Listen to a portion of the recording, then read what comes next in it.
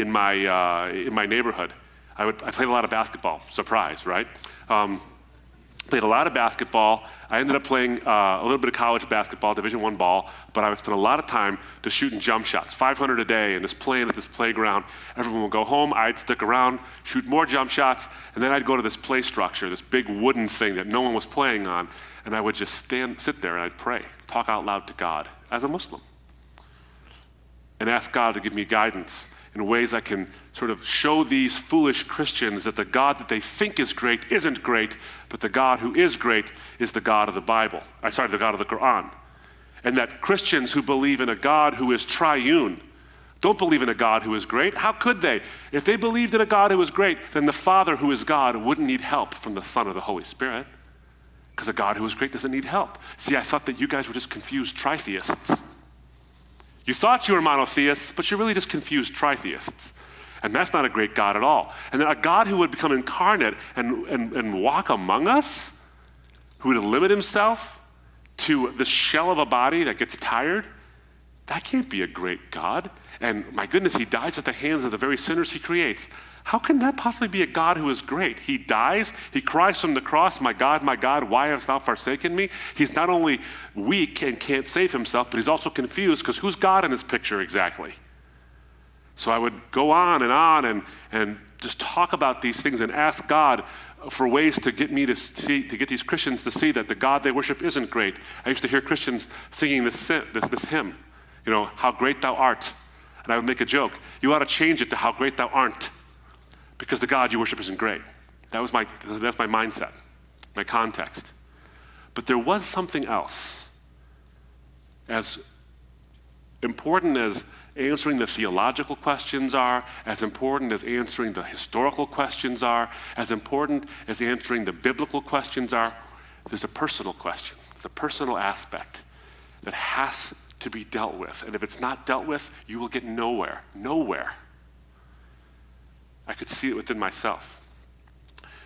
There is a profound personal price, and we talked about this during the Q&A, a profound personal price that a Muslim pays in giving his life to Christ, having come from that Muslim background. A profound price. And somewhere along the line, during the course of the 9 years it took me from the first time I solidly considered the gospel to when I embraced it, during that 9 years, it wasn't always conscious to me, but maybe subconscious, that it wasn't the evidence that kept me from the cross. It was the consequences of the evidence that kept me from the cross. And until you actually recognize that, you're going to have these conversations with your Muslim friends that are a lot like running hard as you can headfirst into a wall. The wall won't move, and all you're going to do is get a headache. And sometimes our conversations with our Muslim friends can seem like that, not because the evidence isn't there, because the consequences of the evidence certainly is. And that was true for me as well. See, we have this duplicity when it comes to truth. And this isn't just Muslims either. I've seen many people of many different walks of life, atheists, Hindus, Buddhists, people who are sort of what I call apatheists. They're apathetic about God's existence. Same thing. They have this duplicitous attitude towards truth. They say, I want to go where the truth is, and the truth matters, and all these things, and then when the truth suddenly is presented to them, they run from it because of the consequences of it. We're often duplicitous when it comes to this. And here's an important thing I want you to understand as you share the gospel with your Muslim friends. That consequence is profound and it's powerful. C.S. Lewis put it this way. He says, if you look for truth, you may find comfort in the end. If you look for comfort, you will find neither comfort nor truth, only soft soap in the beginning and in the end, despair. For 9 years, I looked for comfort and didn't find truth. Then I wanted the truth, and then I found that comfort I was looking for. Oftentimes, people act that way. See, there's this bit of a spiritual eclipse that happens, friends, when someone is confronted with something that's contrary to their own worldview, and the gospel is very different than the Islamic worldview. No matter how many people will try to tell you that they're just superficially different but fundamentally the same, it's exactly the opposite, and I'll get to that later. When you see the differences in these worldviews, and they're so different, the cost, the consequences of becoming a Christian are so incredibly powerful that they can mar and shape and distort reality for us in very profound ways. Very profound ways. Because you'll think that the consequences of the truth is the truth itself. Ironically, that's not true. Think about Pontius Pilate. Pontius Pilate standing in front of Jesus. The trial is really Pontius Pilate on trial, not Jesus Christ on trial. Jesus is the way, the truth, and the life, the very embodiment of truth. Pontius Pilate has every opportunity to talk to Jesus and ask him any question he can ask, the one who is the embodiment of truth, and he asks him the right question. What is truth? But he asked with the wrong attitude. He was a cynic. Wasn't a skeptic. A skeptic is somebody who won't believe something until there's good enough evidence. A cynic is somebody who won't believe even when there is. And Pilate was a cynic. What is truth, he asked, and then he walked out. He didn't want to hear the answer. If you watch the movie The Passion of the Christ, there was a scene there. How many of you have seen the movie The Passion of the Christ? Most of you have. There's a scene that's actually reminiscent of what the Bible describes. Pilate's wife, Claudia, has a dream about Jesus, and she's greatly disturbed by this dream. And she says, in the Bible, she says to Pilate, don't have anything to do with Jesus. I've been greatly disturbed because of him in a dream. In the movie The Passion of the Christ, she comes to Pilate, and Pilate's disturbed now. He sent Jesus away to be judged by Herod, and he asks his wife, Claudia, the same question he just asked Jesus, but with a different attitude. He says, Claudia, what is truth? Do you know it when you hear it? And she says, of course I do, don't you? He says, no, can you tell me how? And she said, if you won't hear the truth, no one can tell you. A matter of the will.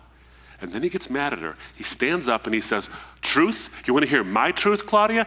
My truth is this. I've been putting down rebellions in this rotten outpost for 11 years. Now, if I condemn this man, his followers might start a rebellion. If I don't condemn this man, Caiaphas will start a rebellion.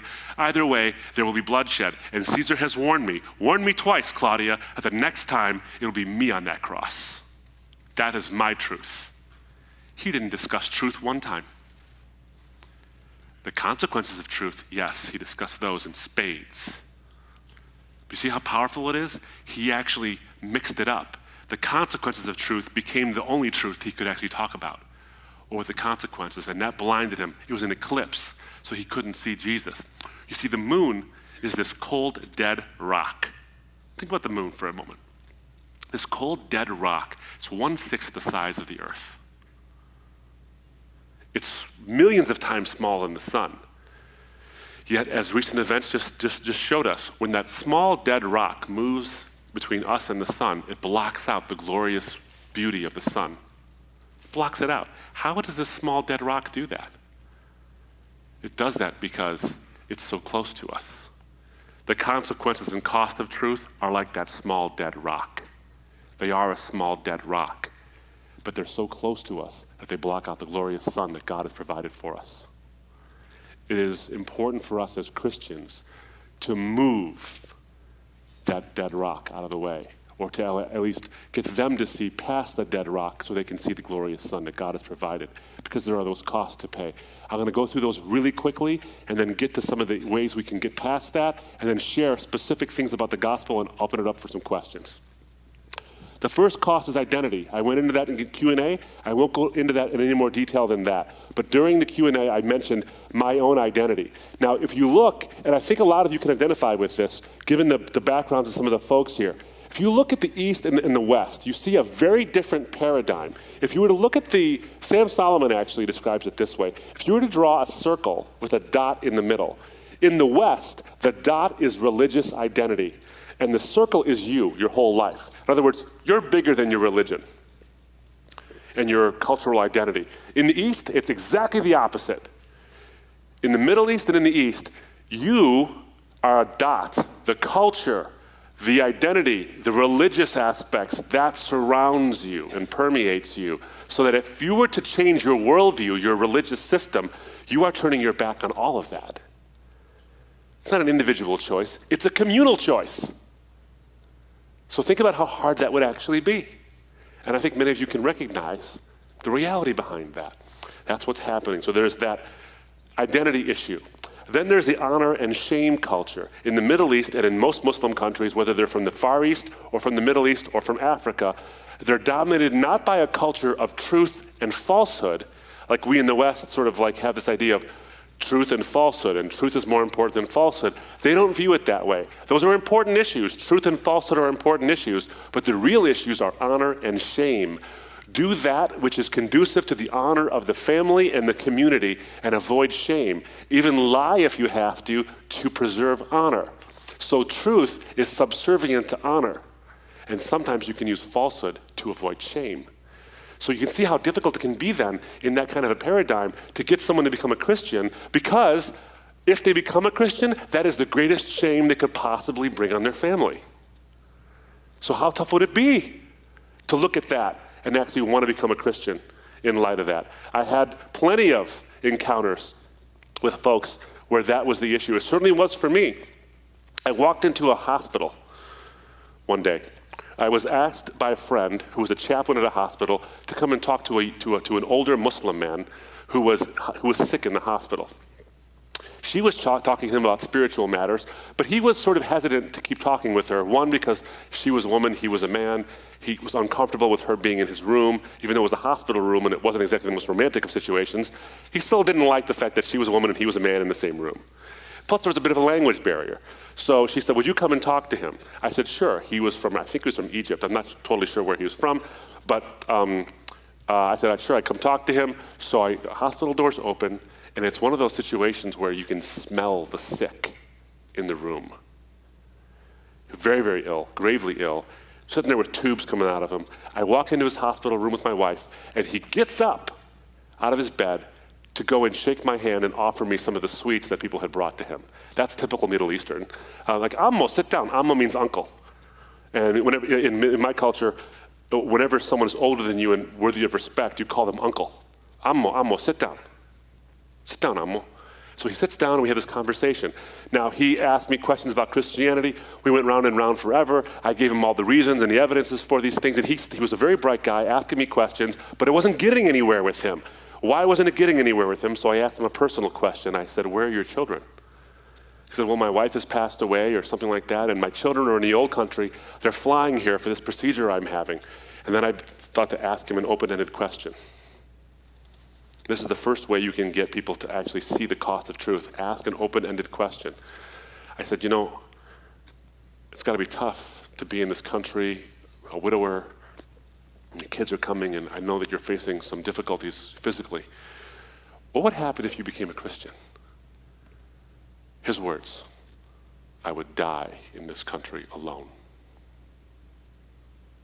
It's a pretty strong reason to not consider the gospel, isn't it? And I told him, I can understand what it's like to risk losing everything, Ammo, but can I tell you, it's worth it.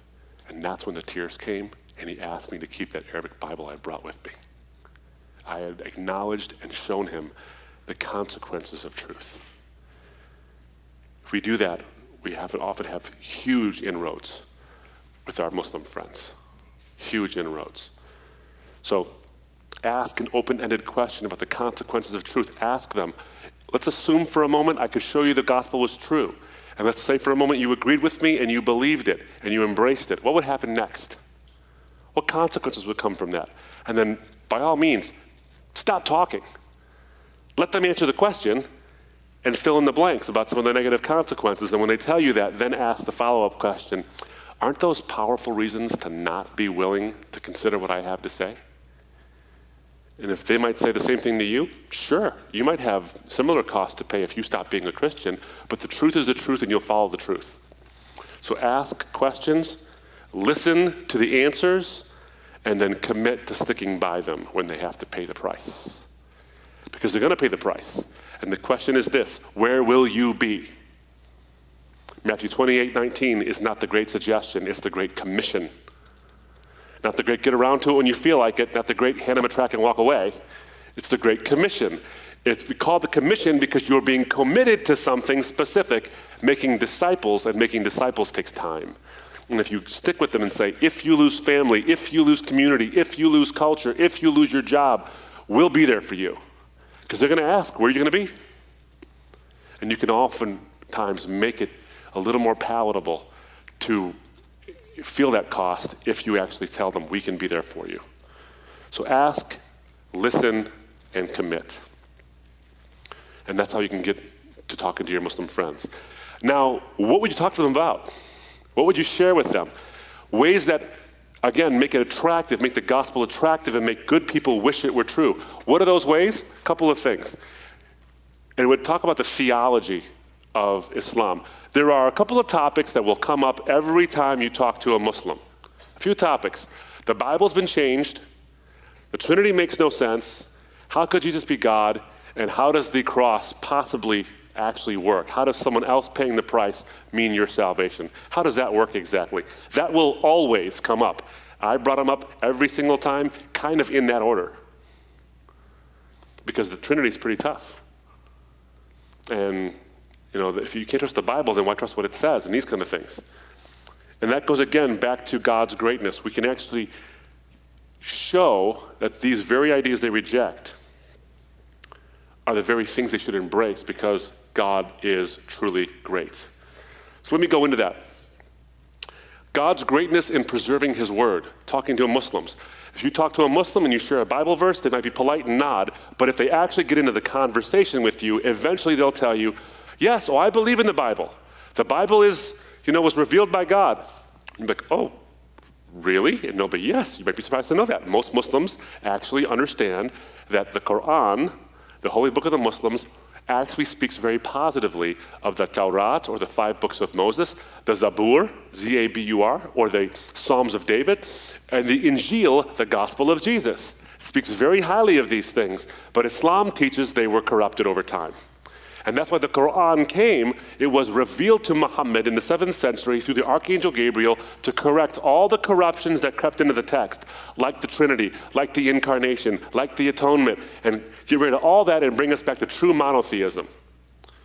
Now, that's what I thought. That's what I would actually argue to Christians, that it's been changed over time. And I would quote like Bart Ehrman or something and say, see, even Western scholars believe the Bible's been changed, and all these things.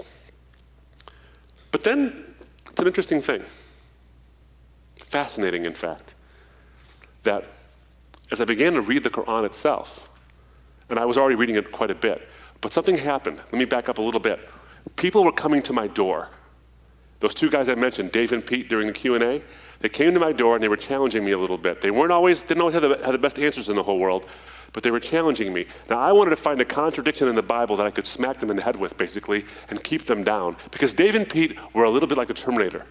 No matter what you did, they kept coming back up again and keep coming at you in this sort of lumbering way. And now, how do I knock these guys down and keep them down? So there was these Gideons, actually, handing out Bibles on the street corner at the University of Michigan. I walked over and grabbed one of the Bibles, a little green Bible. I still have it. And I tried to convert this Gideon. Didn't work. But I went back to my apartment, sat in this loosely qualifying chair, it's a college apartment, so the word chair is a loose term at best. Sat in this thing, tried to find a contradiction in the Bible that I could hit Dave and Pete with. And that's when I saw Luke chapter 3, verse 7 and following. John the Baptist was talking to those who were coming in to be baptized, and he says to them, who told you to flee from the wrath to come? Meaning God's judgment, of course. Then he said something interesting. He said, do not even begin to think to yourself you have Abraham as your father, as if that would save them by itself. For I tell you, God can raise up sons of Abraham from the stones. What is he saying? Tradition will not save you. Truth saves you. Now, I had been asking Christians, why are you a Christian? And they wouldn't give me any good answers. And they'd say, tradition. I'd say, that's a bad reason to be a Christian. But John the Baptist himself, no Christian ever asked me that, why are you a Muslim? John the Baptist had to ask me, why are you a Muslim? Through the power of the scripture. Do you see how he did that? Isn't it interesting that 20 centuries in the making, the power of the Spirit takes this little tiny green Bible, gives it to this skeptical Muslim kid, and gets him to think, maybe you believe it because you have to believe it, not because it's true. The Bible is powerful, ladies and gentlemen. I want you to know this. Muslims, Hindus, skeptics, atheists, whatever it is, share with them the Bible, not just lofty arguments, because the Bible itself has the ability to change hearts. It changed mine. I began to be very objective at that point and start to think about these things a little more. It changed my mind ever so slightly, but it did have a lasting impact on me. Never speak with lofty arguments and a closed Bible. The Word of God is far more eloquent than you or I or anybody else will ever be. So don't forget that. But as I began to have this shifted mindset, that I was going to be a little more objective, I read the Quran numerous times before that, but then I saw some things in the Quran that suddenly jumped out at me that I didn't see before. You see, like I said, Muslims believe that the Bible was once God's word but became changed and corrupted over time, and the Quran came to fix that in the 7th century. But then you read something in the Quran. Interestingly, in the 46th and 47th verses of the Quran, chapter 5. So chapter 5, verses 46 to 47, it says, وَلْيَحْكُمْ أَهْلَ الْإِنْجِيلِ بِمَا أَنزَلَ اللَّهِ فِيهِ وَمَنْ لَمْ يَحْكُمْ بِمَا أَنزَلَ اللَّهِ فَأُولَٰئِكَ هُمْ الْفَاسِقُونَ. وَلْيَحْكُمْ is an Arabic phrase. It's an imperative. It's a direction. It says, you judge right now, present tense, O people of the gospel, by what God has revealed in the gospel. And if you don't, you're an evildoer or rebellious. Did you catch it? If the Bible was changed before the Quran came, but the Quran just told Christians to judge by that gospel, lest they be evildoers, why would God say, go judge by a book that's corrupted? To contain horrible blasphemous lies. The 68th verse, same chapter, chapter 5, verse 68, specifically says that you stand upon nothing, O people of the scriptures, Christians and Jews, you stand on nothing until you observe, present tense, the Torah and the gospel and all that has been revealed to you from your Lord. So here's a question. How in the world could they observe it if it was corrupted? So horribly corrupted that God had to send another book to fix it all.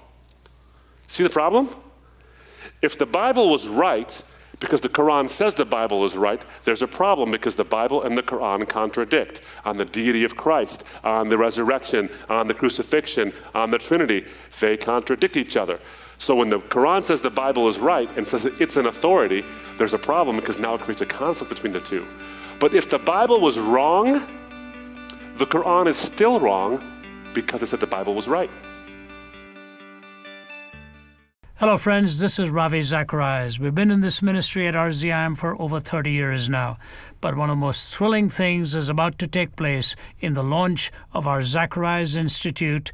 The building for that has already been purchased. It's the biggest endeavor we have ever gone into. It'll be, hopefully, Lord willing, open and launched in the early part of 2017. But you know what? It's a steep climb for us. Just to outfit the building, all the equipment that is needed, the lecture halls, the furnishings, the offices, everything that need to be done, the facilities for guest professors. It's a huge climb for us. Very steep indeed. Will you ask God what share He would have you have? Nothing is too small, nothing is too big. Just do what God asks you to do, and together we will have this thing paid for before we move in. May God